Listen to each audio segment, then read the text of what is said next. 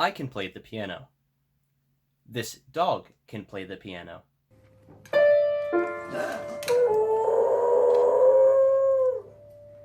This dog's name is Buddy Mercury. Dogs will occasionally sing along to music, and the reason why goes back to their ancestors, the wolf. Wolves howl to allow other pack members to know where they are, to alert animals encroaching on their territory, or to assemble a sort of group identity. It's the same reason why dogs in a neighborhood will howl together. And if you listen closely, each dog will adjust their pitch so that their howl is individualized. Now, you may be wondering, why did Buddy Mercury get so famous? I mean, come on. There's so many other famous pianists that are way better. Well, Buddy Mercury is cute. This is my dog, Jinkies. And here's a video of my cat, Pancake, meowing back to me. Meow.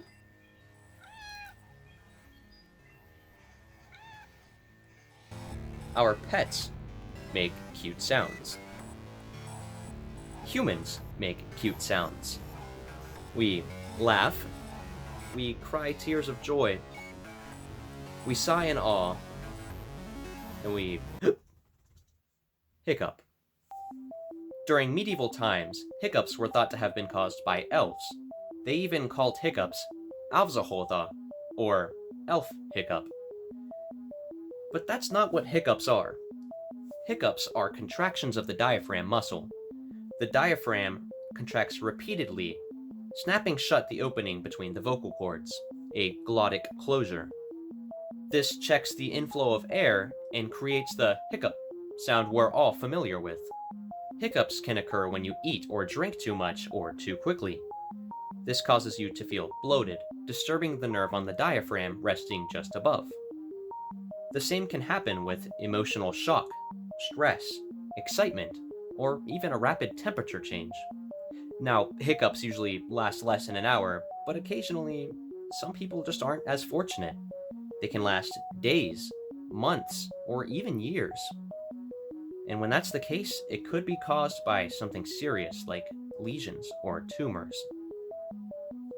According to Professor George Petroianu at Florida State University, some popular sufferers of extended hiccups are Pope Pius XII, Marco Polo, and President John F. Kennedy. Charles Osborne, a farmer in Iowa, holds the world record for hiccuping 68 years straight. Okay, so that's how we hiccup. But why do we hiccup? I mean, what purpose could that serve? Well, one hypothesis suggests that hiccuping helps transfer food through our esophagus, though we hiccup very often much later after eating, and it just doesn't seem to explain the full picture. No, a more interesting hypothesis is that, much like our appendix and our wisdom teeth, it once served a purpose, and now it doesn't. It's vestigial. And that was long, long ago. According to a bioessay compiled by the research company Wiley, our amphibian ancestors, namely tadpole-like organisms, developed a pattern of breathing in, followed by an abrupt closing of the glottis, whenever we use our gills to breathe rather than our lungs. Their brainstem told their glottis to close after inhalation so that water would not get into their lungs. And if that's true, millennia and millennia have passed and we never undeveloped it. Humans cannot stop hiccuping. But how do you stop hiccuping? Well, back in the day, the cure was to make salve herbs, write some crosses, and sing a religious verse in Latin. However, that might not work very well today. Muscle relaxers, stimulants, sedatives, and analgesics may work, but they're not FDA approved to do so, and that's just not as interesting. However, there isn't a lot of scientific data pointing to stopping hiccuping. One method, suggested by the New York University Medical Center's Office of Otolaryngology, is holding your breath. When you hold your breath, you stop your diaphragm's regular motions, and you may start the process of your brain going into survival mode. your brain takes away the resources of unnecessary tasks more and more until you finally decide that you will breathe, as that is vital for living. Now, let's talk about an interesting case. In the year 2000, a man complained about chronic lower back pain, and after multiple attempts at helping it, he finally received a shot of lidocaine and betamethasone straight into his lower back. 6 hours after feeling immediate relief, he developed intractable hiccups. These hiccups lasted for 4 days, and for 4 days he couldn't work or go to sleep. He tried massaging the soft palate of his mouth, and he tried self-medicating to no avail. On the 4th day, he decided, screw it, I'm going to blow off some steam with my wife. He had intercourse. And at the moment of orgasm, his hiccups stopped. And in the whole 12-month window of checking up on him, he never hiccuped again. So, what happened? Well, there is no research. The people who wrote the case study just simply word vomited some nerves and potential parts of the brain, and that was that. One of the nerves was the phrenic nerve. The phrenic nerve passes motor information from the upper spinal cord to the diaphragm and receives sensory information from the diaphragm. Irritation of this nerve causes hiccups. Now, this man had hiccups for 4 days, so we're going to assume at one point he tried to hold his breath, and we're going to assume it didn't work. His hiccups may have just been too severe at that point. However, it may have been a combination of mechanisms that did the trick. Now, just like that, and according to the statement I said about New York University before, this activity he was doing was causing him to lose his breath, and then at one point his brain was telling him to catch it. Now, that may be part of it, but it's not the full picture. Orgasm releases many proteins and hormones, including serotonin.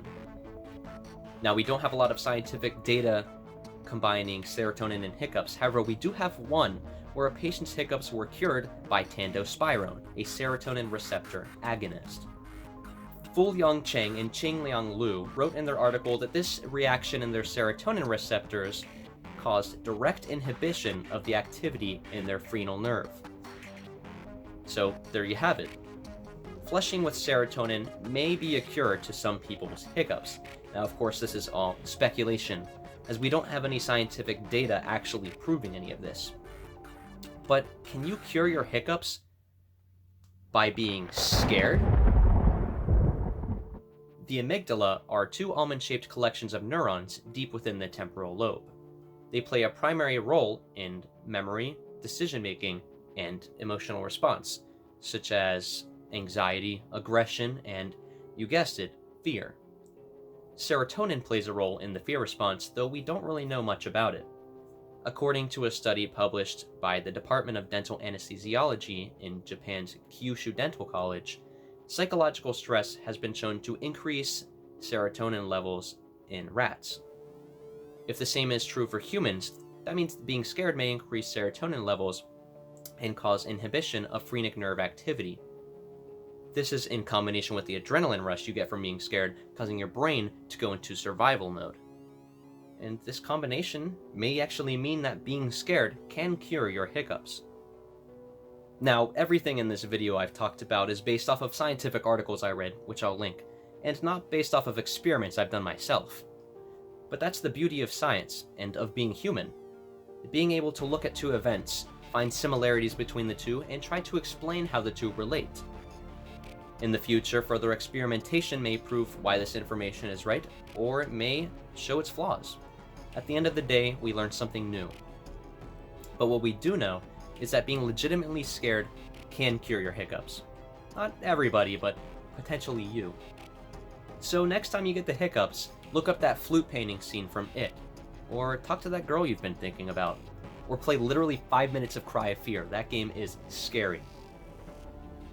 Don't worry, when you're done, you can just watch that video of Buddy Mercury again.